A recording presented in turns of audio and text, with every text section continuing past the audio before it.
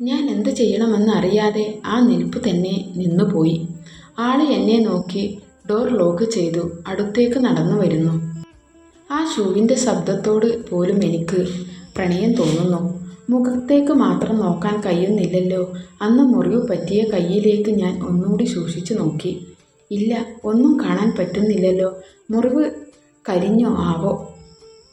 ഒരു ഹുഡി അണിയിട്ടേക്കുന്നത് എൻ്റെ മുന്നിൽ വന്ന് നിന്നത് നോക്കാതെ തന്നെ എനിക്ക് അറിയാൻ കഴിഞ്ഞു. എനിക്ക് പ്രിയപ്പെട്ട ഗന്ധം എന്നെ പൊതിഞ്ഞു നിൽക്കുന്നു. ഞാൻ എന്നൊന്നും നോക്കിയില്ല. കണ്ണുകൾ അടച്ച് മൂക്കിലേക്ക് വലിച്ചു കയറ്റി ആ ഗന്ധം എൻ്റെ ഹൃദയത്തിലേക്ക് നിറച്ചു വെച്ചു. കള്ളത്തരം കാണിക്കുന്നവരാണ് മുഖത്ത് നോക്കാൻ പേടിക്കുന്നത്. എൻ്റെ ഈശ്വര, ആ ശബ്ദം എൻ്റെ ശരീരത്തിൽ രോമങ്ങൾ പോലും എഴുന്നു നിന്നു. എന്നോടാണോ പറഞ്ഞത്? അല്ലാതെ പിന്നെ ഇവിടെപ്പോൾ ഞങ്ങൾ രണ്ടുമല്ലേ ഉള്ളൂ? അല്ല, ഞാൻ അതിന് എന്ത് കള്ളത്തര ചെയ്തു? സ്നേഹിച്ചു പോയി, ആഗ്രഹിച്ചു പോയി എൻ്റെ മുന്നിൽ നിൽക്കുന്ന ആളെ. സ്നേഹം കള്ളമാണോ? ഒരിക്കലുമല്ല. എൻ്റെ സ്നേഹം ഒരിക്കലും കള്ളമല്ലെന്ന് എനിക്ക് തെളിയിക്കണം. ധൈര്യം സംഭരിച്ച് ആ മുഖത്തേക്ക് നോക്കി ഞാൻ. എൻ്റെ ദൈവമേ, എന്ത് കോലമാ ഇത്! എൻ്റെ നാവിൽ നിന്നും വന്നുപോയി. ആളുടെ കവിളിലേക്ക് ഒട്ടി. കണ്ണൊക്കെ കുഴിഞ്ഞു, മുടിയൊക്കെ അറുത്തു വളർന്നു. എനിക്ക് പിടിച്ചു നിൽക്കാൻ കഴിഞ്ഞില്ല. ഒറ്റ കുതിപ്പിന് ഞാൻ ആളെ കഴുത്തിലൂടെ ചുറ്റിപ്പിടിച്ച് കൊതി തീരും വരെ മുഖം മുഴുവനും ചുംബനം കൊണ്ട് മൂടി. നെറ്റിയിൽ താടിക്കുള്ളിലും ആ മീശത്തുമ്പിലും ഞാൻ എൻ്റെ ചുണ്ടുകൾ അമർത്തി വെച്ചു. എന്താ പറ്റിയേ? എന്താ ഇങ്ങനെ മുഖമൊക്കെ? എനിക്ക് സഹിക്കാൻ കഴിയുന്നില്ല. കൈ കുമ്പിളിൽ മുഖമെടുത്ത് ആ നീണ്ട മുടി പുറകിലേക്ക് മാടിയൊതുക്കി നെറ്റിയിലും കവിളിലുമൊക്കെ ആദിയോടെ തലോടിച്ചു ചോദിച്ചു പോയി. ആളുടെ കണ്ണിൽ നിറഞ്ഞ അമ്പരപ്പ് ഞാൻ കണ്ടില്ല. ഞാൻ എന്നെ തന്നെ മറന്നുപോയ നിമിഷങ്ങൾ. ആളുടെ വാടിയ മുഖം മാത്രമേ എൻ്റെ കണ്ണുകളിൽ ഉണ്ടായിരുന്നുള്ളൂ. എന്താണ് സത്യം? ചുണ്ടുകളുടെ വയലറ്റ് നിറം ഒന്നും കൂടിയിരിക്കുന്നു. അതിനെനിക്കറിയാം എന്താണെന്ന് മനസ്സിൽ പറഞ്ഞു. ഒരു സ്വപ്നത്തിലെന്ന പോലെ ചുറ്റുമുള്ളതെല്ലാം മറന്നൊരു നിമിഷം ആ വയലറ്റ് ചുണ്ടുകളിൽ ഞാനൊന്ന് അമർത്തി മുത്തി. ആയുസ് കണ്ണുകൾ അടച്ചു തുറന്നെന്ന് നോക്കി. ഒരു നിമിഷം സ്ഥലകാല ബോധം തിരിച്ചു കിട്ടി. ഞാൻ കള്ളം ചെയ്ത കുഞ്ഞിനെ പോലെ അടർന്നു മാറി തല കുനിച്ച് നിന്നുപോയി. എന്താ നിവി നീ ചെയ്തത്? എൻ്റെ ഹൃദയം എന്നെ കുറ്റപ്പെടുത്തി. പക്ഷേ മനസ്സത് അംഗീകരിച്ചു കൊടുത്തില്ല. സോറി, ഞാൻ അറിയാതെ. മുഖത്ത് നോക്കാതെ നെറ്റിയിൽ തെരു പിടിച്ചു പറഞ്ഞു. എൻ്റെ കണ്ണുകൾ വീണ്ടും എന്നെ ചതിച്ചുകൊണ്ട് ചെയ്യാൻ തുടങ്ങി. ആളെന്നെ അതിശയിച്ച് നോക്കുക മാത്രം ചെയ്യുന്നു. ഒരു നിമിഷം ആ ഹാളിലേക്ക് നിശബ്ദത തളം കെട്ടി നിന്നു. വീണ്ടും ആ മുഖത്തേക്ക് നോക്കാൻ ശക്തി ഉണ്ടായിരുന്നില്ല. ഒരു രാത്രി കൂടി വേണമെന്ന് പറഞ്ഞിട്ട്. അവൻ്റെ ശബ്ദം ആ ഹാളിലേക്ക് മുഴങ്ങിക്കേട്ടു. അപ്പോൾ എന്നെ ഓർമ്മ ഉണ്ടല്ലേ? ചുട്ടു പഴുത്തു കൊണ്ടിരുന്ന എൻ്റെ നെഞ്ചിലേക്ക് ഒരു മഞ്ഞുമഴ പെയ്ത പ്രതീതി. മറ്റൊന്നും ചിന്തിച്ചില്ല. ചെയ്യുന്നതിൻ്റെ തെറ്റോ ശരിയോ ഒന്നും. താഴേക്ക് നോക്കി നിന്ന തല കുലുക്കി. അടുത്ത സെക്കൻഡിൽ ആളുടെ ശക്തമായ പിടി എൻ്റെ കയ്യിൽ വീണു. തല ഉയർത്തി നോക്കും മുമ്പ് എന്നെയും കൊണ്ടെടുത്തുള്ള റൂമിലേക്ക് കയറിയിരുന്നു. കയറിയ പാടെ ആയുസ് ഒന്ന് സ്റ്റക്കായി. ഞാൻ കയ്യിൽ വലിച്ചു കൊണ്ടുവന്ന വേഗതയിൽ ബെഡിലേക്ക് ഇരുന്നു പോയി. ആളുടെ കണ്ണുകൾ പായുന്നിടം നെഞ്ചിടിപ്പോടെ ഞാൻ നോക്കി. എൻ്റെ ശല്യം കാരണം അപ്പുറത്തുനിന്ന് ഇങ്ങോട്ടേക്ക് അന്നമ്മ ഷിഫ്റ്റ് ചെയ്ത സകല സാധനങ്ങളും ഉണ്ടായിരുന്നു. ഈ റൂമിലേക്കാണോ ആളെന്നെ വലിച്ചോണ്ട് വന്നത്? ചുവരിൽ നിറയെ അന്നെടുത്ത ഫോട്ടോ. ഒരു വലിയ ബൗൾ നിറയെ പകുതി വലിച്ചു കളഞ്ഞ സിഗരറ്റ് കുറ്റികൾ. ആര് വലിച്ചതാണെന്ന് പറയണ്ടല്ലോ. അതും എൻ്റെ വട്ട് തന്നെയായിരുന്നു. ആയുസിൻ്റെ ബ്രാൻഡ് ആണ്. ആൾക്ക് ആകെയുള്ളൊരു ദുശീലം. ആ ബ്രൗൺ കയ്യിലെടുത്ത് അതിശയത്തോടെ നോക്കുന്നുണ്ട്. ആ സെയിം നോട്ടം എൻ്റെ നേരെ വന്നതും കൈകൾ കൂട്ടിപ്പിടിച്ച് ഞാൻ കുനിഞ്ഞിരുന്നു. വേറെന്ത് ചെയ്യാനാ? ദേഷ്യമായി കാണും. എവിടെ പോയാലും ഞാൻ പുറകെ ഉണ്ടായിരുന്നെന്ന് ഓർത്തു കാണും. എൻ്റെ തല താണ് തന്നെയായിരുന്നു. ഇതൊക്കെ എന്തിനാ? എൻ്റെ മുഖത്ത് നോക്കിയാണ് ചോദ്യമെന്ന് മനസ്സിലായി. അതൊക്കെ എൻ്റെ ഇഷ്ടങ്ങളായിരുന്നു. എൻ്റെ കയ്യിൽ നോക്കി ഞാൻ മറുപടി കൊടുത്തു. ആളുടെ അനക്കമൊന്നും കേൾക്കുന്നില്ല. ബെഡൊന്ന് ഇളക്കിയതുപോലെ നോക്കിയപ്പോൾ ആയുസ് എൻ്റെ അടുത്ത് തലവെച്ച് നിവർന്നു കിടക്കുന്നു. ഇട്ടിരുന്ന ഹുഡ് ഊരി സ്റ്റാൻഡിൽ മടക്കി ഇട്ടിട്ടുണ്ട്. ആയുസിൻ്റെ കുഞ്ഞിലെ മുതലേ നല്ല അടുക്കും ചിട്ടയുമാണെന്ന് ഏതോ ഇൻ്റർവ്യൂ കേട്ടിട്ടുണ്ട്. ആ വൈറ്റ് കളർ ഷർട്ടും ആഷ് കളർ പാൻറ്റുമാണ് വേഷം. ഞാൻ ആയുസിനെ തന്നെ നോക്കിയിരുന്നു. എന്തൊക്കെയോ അസ്വസ്ഥത ആ മുഖത്തുള്ളതുപോലെ. ഞാൻ അറിയാതെ തൻ്റെ വലതു കൈ ആളുടെ നെറ്റിയിൽ മെല്ലെ തലോടാൻ തുടങ്ങി. എനിക്കെന്തൊക്കെ സ്വപ്നതുല്യമായിരുന്നു. ആളെന്നെ തന്നെ നോക്കി കിടക്കുന്നു. ആ മുഖത്തെ ഭാവം എനിക്ക് മനസ്സിലായില്ല. പെടുന്നനെ ആയുസിൻ്റെ അരയിൽ ചുറ്റിപ്പിടിച്ച് എൻ്റെ മടിയിലേക്ക് കയറിക്കിടന്നു. ഞാൻ ഷോക്കടിച്ച പോലെ ഉമിനീർ ഇറക്കിയിരുന്നു പോയി. എൻ്റെ അടിവയറ്റിൽ ഒരു ആന്തൽ. ഒന്നാമതേ അപ്പോഴത്തെ ധൃതിക്ക് നൈറ്റി മാത്രമേ ഇടാൻ പറ്റിയുള്ളൂ. എനിക്ക് ആകെ നാണക്കേട് തോന്നുന്നുണ്ടായിരുന്നു. ആ കിടപ്പ് കിടന്ന് ദേ വീണ്ടും ആളെന്നെ നോക്കുന്നു. ഇപ്പോൾ ചുണ്ടിലൊരു ചിരിയുമുണ്ട്. ദൈവമേ, ഞാൻ ഇരുന്നു ഉരുകി. അപ്പോഴും എൻ്റെ വിരലുകൾ അവൻ്റെ മുടിയിഴകൾക്കുള്ളിലാണെന്ന് ഓർക്കണം. നല്ലോണം ചിരിക്കാൻ അറിയാലോ. പിന്നെന്തിനാ ഈ മസിലും പിടിച്ച് നടക്കണേ? എന്താ രസാന്നറിയോ കാണാൻ? ഞാൻ ആ ചിരിക്കുന്ന മീശ നിറഞ്ഞ ചുണ്ടിലൊന്ന് തഴുകിക്കൊണ്ട് ചോദിച്ചു. ആയുഷ് എൻ്റെ ചൂണ്ടുവിരൽ പിടിച്ചു ചുണ്ടിൽ ചേർത്തു. എൻ്റെ ഈശ്വര, എനിക്ക് മേലൊക്കെ പൂത്തു കയറി. സന്തോഷം കൊണ്ടെനിക്ക് കണ്ണ് നിറഞ്ഞു. ആൾക്ക് ഇഷ്ടമായില്ലെന്ന് തോന്നുന്നു. നിറഞ്ഞ എൻ്റെ കണ്ണിലേക്ക് ഒറ്റ നോട്ടമായിരുന്നു. അതോടെ ഞാൻ നന്നായി കണ്ണു തുടച്ചു ആ മുഖത്തേക്ക് നോക്കിയിരുന്നു. ആയുസ് എൻ്റെ കൈവെള്ള അവളുടെ കവിളിൽ ചേർത്ത് വെച്ച് എന്നെ തന്നെ നോക്കി കിടക്കുവാണ്. മതി, എനിക്ക് ഇത്രയും മതി. ഈ ഇരിപ്പിൽ ഞാനങ്ങ് സമാധിയായാൽ പോലും എൻ്റെ ആത്മാവ് സന്തോഷിക്കും. എന്നെ സ്നേഹിക്കാൻ ഒരിക്കൽ ആൾക്ക് കഴിയില്ലെന്ന് എനിക്ക് നന്നായി അറിയാം. എങ്കിലും മരണം വരെ നിവിതയ്ക്കിനി ജീവിക്കാൻ ഈ നിമിഷങ്ങൾ ധാരാളമാണ്. ആ മുഖത്തെ നോക്കുന്തോറും ഞാൻ വെറുമൊരു സ്വാർത്ഥത ആകുന്നുണ്ട്. എൻ്റെ നെഞ്ചിലേക്ക് അടക്കിപ്പിടിച്ച് എൻ്റെ മാത്രമാണെന്ന് പറയാൻ ചിന്തിച്ച് ഞാൻ ചന്ദ്രനിൽ പോകും പോലെയുണ്ട്. വേണ്ട, ഒന്നും ചിന്തിക്കണ്ട. ഈ നിമിഷം മാത്രം മതി എൻ്റെ ചിന്തകളിൽ പോലും. നവിത ആയുസാണ്. ആള് പറഞ്ഞത് ഞാൻ ശരിക്കും കേട്ടോ ആവോ? എന്നിലേക്ക ചൂണ്ടുവിരൽ നീട്ടിക്കാട്ടുന്നു. അതിനിവിടെ നാവിന് വിലങ്ങു വീണുപോയി. ഞാൻ പകപ്പോടെ ഇല്ലാതെ ഉമിനീറിറക്കി. തല കുനിച്ച് ആയുസിനെ നോക്കി. ആളുടെ നോട്ടം പോകുന്നിടം ഞാൻ തളർച്ചയോടെ മനസ്സിലാക്കി. ആ കണ്ണുകൾ കൗതുകത്തോടെ വികസിച്ചിരുന്നു. നെഞ്ചിലേക്കൊരു വിറയൽ പോയത് ഞാൻ അറിഞ്ഞു. വെള്ള നൈറ്റിലൂടെ തെളിമയോടെ കാണുന്ന കാഴ്ച. കർത്താവേ, ഞാൻ ഇത്രയും നേരം ഇങ്ങനെയാണോ ഇരുന്നത്? ആയുസ്, കാറ്റ് മാത്രമേ വന്നുള്ളൂ. ഇത് എന്നിലേക്ക് കാട്ടി പതറാതെ അവൻ്റെ ശബ്ദം. യു ഞാൻ വിളിച്ചു തീർക്കും മുമ്പ് അവൻ്റെ കൈകൾ എന്നിൽ ചുറ്റി വരിഞ്ഞു കഴിഞ്ഞിരുന്നു. ഞാൻ ശ്വാസം വിലങ്ങി. പുറകിലേക്ക് ഒരു കൈ കുത്തി ചാഞ്ഞുപോയി.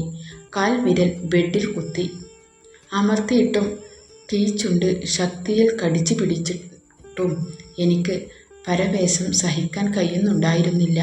ആയുസിൻ്റെ കൈകൾ എന്നിൽ എന്തൊക്കെയോ ചിത്രം പണികൾ നടത്തുന്നുണ്ടായിരുന്നു. അവൻ എന്നെ അരയിലൂടെ ചുറ്റിപ്പിടിച്ച് എനിക്കൊപ്പം എഴുന്നേറ്റിരുന്നു. ഞാൻ പകപ്പോടെ എൻ്റെ ആയുസ്സിനെ തന്നെ നോക്കി ചാരി അങ്ങനെ കിടന്നു. എൻ്റെ സമ്മതത്തിനു വേണ്ടി ക്ഷമയില്ലാതെ അവൻ മുഖത്തേക്ക് മാറി മാറി നോക്കുന്നുണ്ട്. ഈ നിമിഷം ആയുസ് എന്നെ കൊതിക്കുന്നുണ്ടെന്ന് എനിക്ക് 100% ഉറപ്പായിരുന്നു.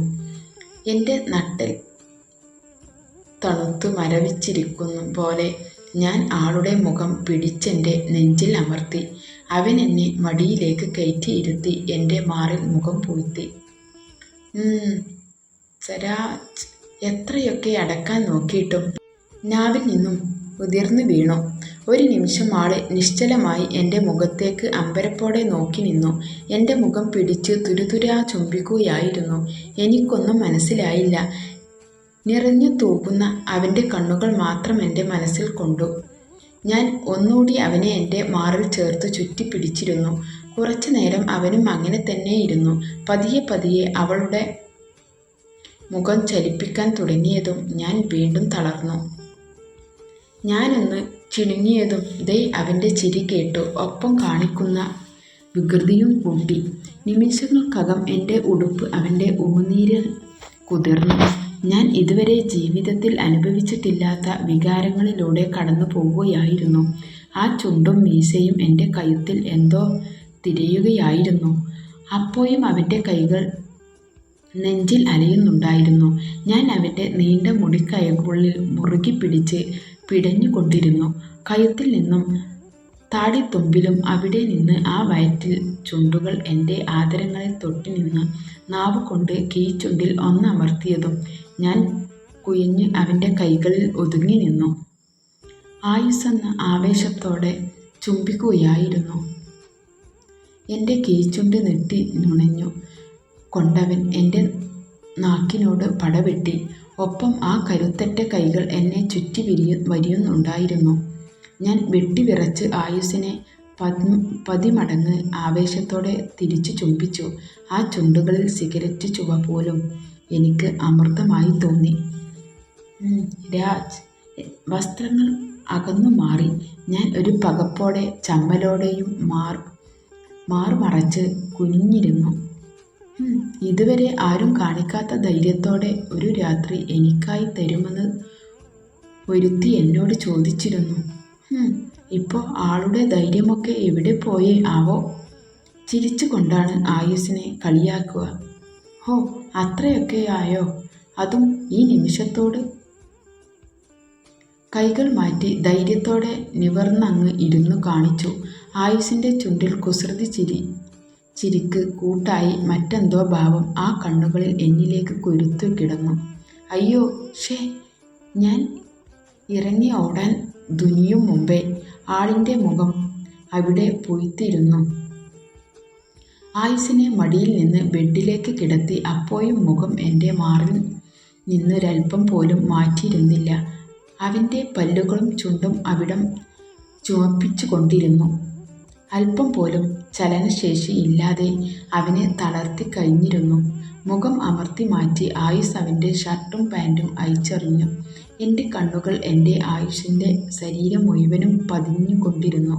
അധികം സൈസല്ലാത്ത എന്നാൽ നല്ലുറച്ച ശരീരമാണ് അവൻ്റേത്. എന്നെ നോക്കി ബെഡിലൂടെ മുട്ടിൽ ഇഴഞ്ഞ് എൻ്റെ അടുത്തേക്ക് വരുന്നവനെ കാണെ ശരീരം തണുത്തു വിറച്ചിരുന്നു. പക്ഷേ ആയുഷെന്ന് എന്നെ പൂർണ്ണമായി സ്വന്തമാക്കാൻ മനസ്സുകൊണ്ട് ഞാൻ കൊതിച്ചിരുന്നു. എൻ്റെ മേലേക്ക് വന്ന് അവൻ എന്നിൽ അമർന്നു. ഒരു പാമ്പിനെപ്പോലെ എന്നിൽ ഇഴഞ്ഞു നടന്നു. എൻ്റെ ഓരോ കാൽവിരലുകൾ പോലും എൻ്റെ ആയുസ് ചുംബിച്ചെടുത്തു. മാറിൽ നിന്നും താഴേക്ക് ഊർന്നിറങ്ങുന്നവനെ ഞാൻ മുറുകെ ചുറ്റിപ്പിടിച്ചിരുന്നു. അവൻ എന്നിൽ നിന്നും ഒരൽപ്പം പോലും അകലുന്നത് എനിക്ക് സഹിക്കാൻ കഴിയുന്നുമായിരുന്നില്ല. എൻ്റെ നഗ്നതയിൽ അവൻ്റെ നിശ്വാസ വേഗത കൂടുന്നത് കൂമ്പിയടഞ്ഞ കണ്ണുകളോടെ ഞാൻ നോക്കിക്കിടന്നു. പിടിച്ച് എഴുന്നേൽക്കാൻ നോക്കുന്നെന്ന് അവൻ വീണ്ടും തളർത്തി കിടത്തി. ഞാൻ കിതക്കുകയായിരുന്നു. നട്ടെല്ല് വളച്ച് ഞാൻ ബെഡിൽ പിടിമുറുക്കി. എന്നെ നിമിഷങ്ങൾ കഴിയവേ അവൻ്റെ ചുണ്ടും നാവും എന്നിലാകെ വിശ്രമം കൊണ്ടു. എന്നേ ഓ കൊല്ലുമോ? ഞാൻ അവൻ്റെ പിടിയിൽ കിടന്നു പുളഞ്ഞു. ആയുസ് എന്നെ ചുറ്റിപ്പിടിച്ച് കഴുത്തിൽ മുഖം പൊയ്ത്തി വെച്ചു. ഞാൻ ഞെട്ടി തരിച്ച് അവനെ കണ്ണു തുറന്നു നോക്കി. സന്തോഷം കൊണ്ട് അവൻ്റെ കഴുത്തിലെ പിടച്ചു ചാടുന്ന ഞരമ്പിൽ ഞാൻ അമർത്തി ഉമ്മ വെച്ച് നുണഞ്ഞെടുത്തു. വീണ്ടും വീണ്ടും എന്നിലേക്ക് അവനെ ചേർത്ത് പിടിച്ച് കൊതി തീരുവോളം ആ ഞരമ്പ് നുണഞ്ഞു വലിച്ചു ഞാൻ. നീ ഇത് കഴുത്തിൽ കടിച്ചു നുണഞ്ഞു കൊണ്ടവൻ എൻ്റെ അടിവയറ്റിലേക്ക് ആഴ്ന്നു. രാജ്! എൻ്റെ കണ്ണിൽ നിന്ന് ഉതിർന്ന ഒരു തുള്ളി അവൻ നുണഞ്ഞെടുത്തിരുന്നു. എൻ്റെ മേലെ അവനൊരു പുതപ്പ് പോലെ മൂടിക്കിടന്നു. ഞാൻ അവനിൽ എന്നെ ഒന്നുകൂടി ചുറ്റിവെച്ചു. ഞങ്ങൾ രണ്ടുപേരും ആ ബെഡിൽ കിടന്ന് പുളഞ്ഞുകൊണ്ടിരുന്നു. എൻ്റെ കണ്ണുകൾ മേലേക്ക് മറിഞ്ഞു. ഞാൻ ഭാരമില്ലാത്ത വസ്തുവായി മാറുകയായിരുന്നു. അവൻ്റെ വിയർപ്പ് തുള്ളിക്കളഞ്ഞിൽ മഴയായി പെയ്തു വീണു. ആ രാത്രി ഉടനീളം ഞങ്ങൾ രണ്ടുപേരും പരസ്പരം മത്സരിച്ച് ഒന്നിക്കുകയായിരുന്നു. അവൻ്റെ ഉമിനീരിലും അവൻ്റെ ഗന്ധമുള്ള വിയർപ്പിനാലും ഞാൻ നനഞ്ഞു കുതിർന്നു. അവന് വേണ്ടതെല്ലാം പകർന്നു കൊടുത്ത് അവനിലുള്ളതെല്ലാം എന്നിലേക്ക് അവൻ പെയ്തു തീർത്തു. എൻ്റെ ഇടുക്കിലേക്ക് തളർന്നു വീണ എൻ്റെ പ്രണയത്തെ നിറഞ്ഞ കണ്ണുകളോടെ ഞാൻ ചുറ്റിപ്പിടിച്ച് കിടന്നു. കണ്ണുകൾ ഉറക്കം തളർത്തിയിട്ടും അവനെന്ന് തന്നെ നോക്കി കിടക്കുകയായിരുന്നു. ഞാൻ മെല്ലെ തലമുടിയിൽ തൈകി കൊടുത്തതും ആയുസ് മെല്ലെ ഉറക്കത്തിലേക്ക് വഴുതി വീണിരുന്നു. ക്ഷീണമുണ്ടായിട്ടും എനിക്ക് മാത്രം ഉറങ്ങാൻ പറ്റിയില്ല. കണ്ണുകൾ മുറുകി അടച്ച് തുറന്നു മുറിയൊക്കെ ഒന്നുകൂടി നോക്കി. എനിക്ക് ഇപ്പോഴും എല്ലാം സ്വപ്നം പോലെ തോന്നി. നാളത്തെക്കുറിച്ച് ഞാൻ ചിന്തിച്ചിരുന്നില്ല. ഇന്നു കാളെന്നെനിക്ക് പ്രധാനം. എൻ്റെ ആയുസ്സിനെ ഒന്നുകൂടി മാറിലേക്ക് കയറ്റിക്കിടത്താൻ ഞാൻ ഉറക്കത്തെ പുൽകി. ആദ്യം കണ്ണു തുറന്ന് ഞാനായിരുന്നു. സമയം നോക്കിയപ്പോൾ 3 മണി. നെഞ്ചിൽ ഞാൻ കിടത്തിയതുപോലെ തന്നെ കിടന്നു ഉറങ്ങുകയാണ് ആയുസ്. എനിക്ക് എന്തെന്നില്ലാത്ത വാത്സല്യം തോന്നി ആ മനുഷ്യനോട്. അപ്പോൾ മുടിമാടി ഒതുക്കി ആ നെറ്റിയിൽ കൊതിയോടെ ഉമ്മ വെച്ചു. വീണ്ടും വീണ്ടും വെച്ചു. 2 തുള്ളി കണ്ണുനീർ കൂട്ടിനുണ്ടായിരുന്നു. വിധിച്ചില്ലല്ലോ എന്നും ഇങ്ങനെ നെഞ്ചോട് ചേർത്ത് കിടത്താൻ. കണ്ണുകൾ അപ്പോഴും ഒഴുകിക്കൊണ്ടിരുന്നു. എൻ്റെ മനസ്സ് ആളെ ആദ്യമായി കണ്ടത് മുതലുള്ള നിമിഷങ്ങളിലേക്ക് തിരിഞ്ഞോടി. അതിനിടക്ക് ആൾ ഉണർന്നതൊന്നും ഞാൻ അറിഞ്ഞില്ല. കൈകൾ അപ്പോഴും നെറ്റിയിൽ തൈകുന്നുണ്ടായിരുന്നു. കൈ വെള്ളയിലായി നനഞ്ഞൊരു സ്പർശം അവൻ്റെ ചുണ്ടുകളിലൂടെ ഓർമ്മയിൽ നിന്നും ഞെട്ടി നോക്കി. ആയുസ് എന്നെ നോക്കി കിടക്കുവാണ്. എൻ്റെ മുഖമെല്ലാം ആ കണ്ണുകളിൽ ഓടി നടക്കുന്നുണ്ടായിരുന്നു.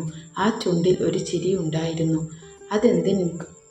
എന്തിനു വേണ്ടിയാണോ ആകാൻ ഞാൻ കൊതിച്ചു. എത്ര നാളുകൾക്ക് ശേഷമാണ് ഞാൻ ഇത്ര സുഖത്തോടെ ഉറങ്ങുന്നതെന്നറിയാമോ? ഞാൻ ഒന്നൊന്നും മിണ്ടിയില്ല. ഒന്ന് ചിരിച്ചു വരേണ്ട ചിരി. ഞാൻ ഒത്തിരി വേദനിപ്പിച്ചോ തന്നെ? എൻ്റെ മാറിൽ ചുമന്നു തടിച്ച പാടിൽ തഴുകിയാണ്. ഞാൻ കണ്ണുകൾ അടച്ചു ഇല്ലെന്ന് തലയാട്ടി.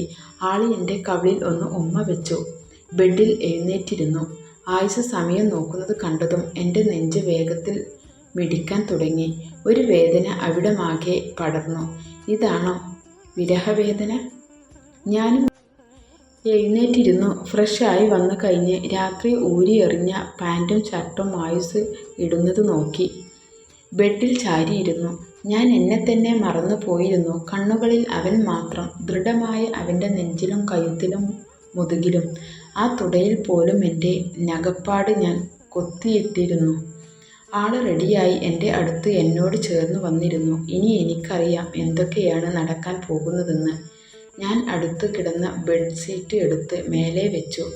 അവൻ അതിൽ നോക്കി കണ്ണു കൂർപ്പിച്ചു വെച്ചു. ബലമായി സീറ്റ് പിടിച്ചു മാറ്റി എൻ്റെ ഇടത്ത മാറിൽ മുഖം ചേർത്ത് വെച്ച് ചുംബിച്ചു.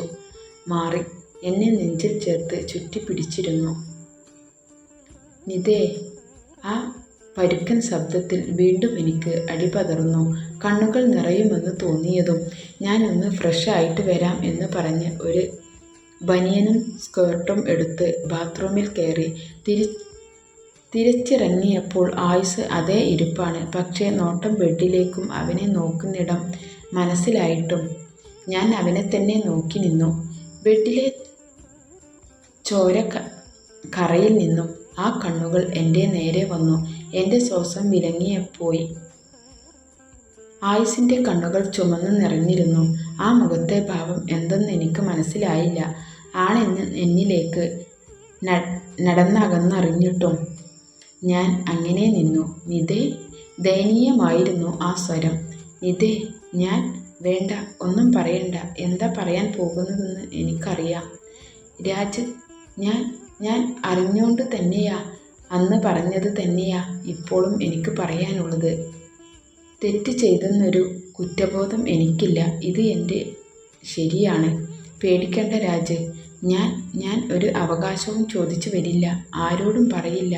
നിങ്ങളുടെ ജീവിതം നശിപ്പിക്കില്ല. പെട്ടെന്ന് എൻ്റെ നെഞ്ചിൻ്റെ വേദന അടക്കി ആളുടെ വാ കൈകൊണ്ട് മൂടി. ഞാൻ പറഞ്ഞു, ആയുസ് എന്നോട് യാചിക്കുന്നത് എനിക്ക് ഇഷ്ടമല്ല. ഇതു മതി ഈ നിവിതക്ക് ഇനിയുള്ള കാലം ജീവിക്കാൻ. മനസ്സ് പറഞ്ഞു. നിധേ. ഞാൻ പറയോ? വേണ്ട, ഒന്നും പറയണ്ട. പൊയ്ക്കോ. ഇവിടുന്ന് പൊയ്ക്കോ രാജ്. അല്ലെങ്കിൽ ചിലപ്പോൾ ഞാൻ എങ്ങോട്ടും വീട്ടിലൊന്നും വരും. എത്രയൊക്കെ ശ്രമിച്ചിട്ടും കണ്ണുകൾ നിറഞ്ഞു തൂകിക്കൊണ്ടിരുന്നു. ഞാൻ അവനിൽ നിന്നും തിരിഞ്ഞു നിന്നതിനെ ഒഴിക്കാൻ വിട്ടു. ആയുസ് എന്തോ എന്നോട് പറയാൻ തുടങ്ങിയതും അവൻ്റെ ഫോൺ റിങ് ചെയ്യാൻ തുടങ്ങി. I am coming. അത്രയും പറഞ്ഞ് വലിഞ്ഞു മുറുകിയ മുഖത്തോടെ അവൻ കോൾ കട്ട് ചെയ്തു. ഞാൻ കണ്ണുകൾ അമർത്തി തുടച്ച്, എന്തിനാ കരയുന്നേ? ഇതെല്ലാം കരുതിയിരുന്നതല്ലേ? കഴിഞ്ഞ നിമിഷങ്ങൾ ഓർത്ത് സന്തോഷിക്കുകയല്ലേ വേണ്ടത്? വീണ്ടും എൻ്റെ മനസ്സ് എന്നെ ആശ്വസിപ്പിക്കുന്നു. എന്നെ അവൻ തിരിച്ചു നിർത്തി കഴുത്തിൽ എന്തോ ഇട്ടു തന്നു. രാജ്. എന്നെ മനോഹരമായി കൊത്തിവെച്ചിരുന്ന ഒരു സിൽവർ ചെയിൻ ആയിരുന്നു അവനേറ്റവും പ്രിയപ്പെട്ടത്. എൻ്റെ മനസ്സ് സന്തോഷിപ്പിച്ചു. ഞാൻ അതിൽ ചുണ്ടുകൾ ചേർത്ത് മുത്തി. ആയുസ് എന്നെ ചുറ്റിപ്പിടിച്ച് എൻ്റെ കവിളിൽ ചുണ്ടിലും ഉമ്മ വെച്ചു ആ മുറി വിട്ടിറങ്ങി നടന്നു. അവൻ പോകുന്നത് ഞാൻ നോക്കിയില്ല. എനിക്കതിന് കഴിയില്ലായിരുന്നു. ശരീരം തളർന്നിട്ടും ഞാൻ ഡ്രസ് മാറ്റി ഫ്ലോറിൽ കിടന്നിരുന്ന എൻ്റെ ആയുസിൻ്റെ ഉമനീരും വിയർപ്പും പറ്റിയ നൈറ്റി തന്നെ എടുത്തിട്ടു ബെഡിൽ കയറി ചുരുണ്ടു കിടന്നു. കരഞ്ഞില്ല. ആ ലോക്കറ്റ് കൈക്കൂമ്പിൽ ചുറ്റിപ്പിടിച്ച് അങ്ങനെ കിടന്നു.